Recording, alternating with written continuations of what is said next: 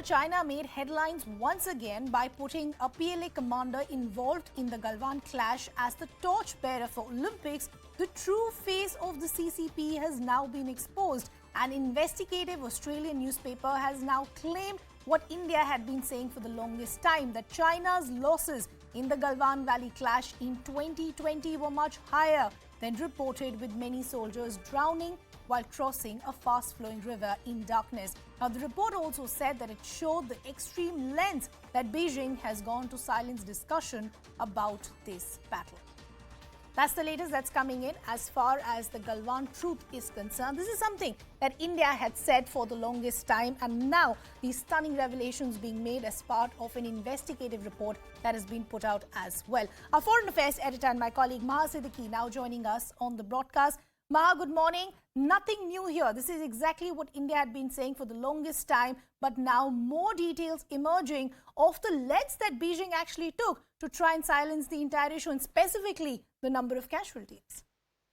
Yes, absolutely. And even at that time, there were reports from within China that there was angst that the soldiers who had died in the Galwan Valley clash, the Chinese soldiers, their families, in fact, were not even treated the way a soldier who has given up his life for the country should have been. And those were questions that were raised on social media, which was clearly a giveaway that there were certainly many more casualties than what China was displaying in the Galwan Valley clash. India had immediately put out the number of casualties on the Indian side amounting to 20, which had created, of course, the heightened friction between the two sides. The Chinese side at that point, in fact, to cover up, had said that they do not want to reveal the number of casualties on the Chinese side because that's going to create further animosity between the two sides, indicating that the casualties on their side was less. But as I was pointing out, there were giveaways with the kind of angst that was being displayed on social media.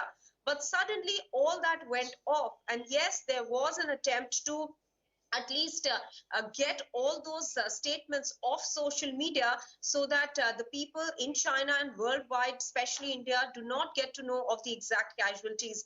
Now, this Australian investigative report talks about the number of casualties being much more than what has been displayed. And this is on the back of the Beijing Winter Olympics, in which we are seeing one of those who was injured in that Galwan Valley clash being the torchbearer. In that context, yes, India has also indicated, and there was a report from the US earlier on as well, that the number of casualties on the Chinese side were also very high. But of course, the Chinese side has been denying all those claims and the numbers. Any more details that you're picking up as far as the people who were spoken to as part of this investigative report, Maha? Because as we are pointing out, it was not just the numbers that were hidden and concealed and wanted to show that Indian casualties were higher, but also what we saw in terms of a final last rites for those soldiers, that was also covered up. Any word that we're picking up in terms of what else did not want the world to know? Well, China certainly did not want the world to know that they were the ones who were provoking this entire friction that we have seen going on for over 20 months in eastern Ladakh. In Galwan Valley, what exactly happened was that the Indian side was going to verify whether in Galwan Valley the disengagement had been completed. It is at that time that this clash started. And the details that later emerged were horrifying, because while on the Indian side, the soldiers had shown extreme restraint and not used their arms, because you are not allowed to do so as per the norms and the protocols between the two sides. What we saw on the other side is that they did not open their arms as well, but they used clubs and barbed wires on their clubs to actually carry out a bloody battle there in Galwan Valley. All these details were pretty much something that China did not want revealed at that time, and these came out only later from the Indian side. Correct. When matter was investigated. So there has been an attempt from day one to cover up the details and to show India as the one who has transgressed into Chinese territory, which is something that India has outrightly denied. The External Affairs Minister has pointed out that the Indian Army, the soldiers are well aware of India's perception of the LAC, and that India did not step into the Chinese territory. It was the other way Correct. around, that they were trying to be the aggressors and India was merely trying to remove them or ask them to remove their tents that were pitched from the side that India believes is India's, as per the LAC perception. Okay, Ma, I'll request you to stay on with us. Our defense editor Shreya is also now joining us on the broadcast. Shreya, good morning.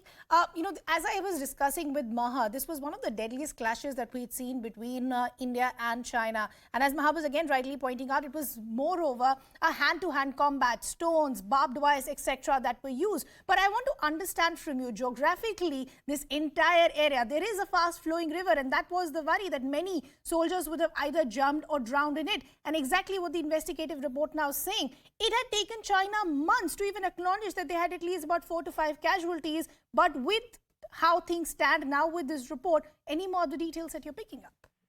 It took China exactly 8 months to acknowledge that they had lost soldiers in the Galwan clashes. To begin with, they had denied they had even lost a single soldier.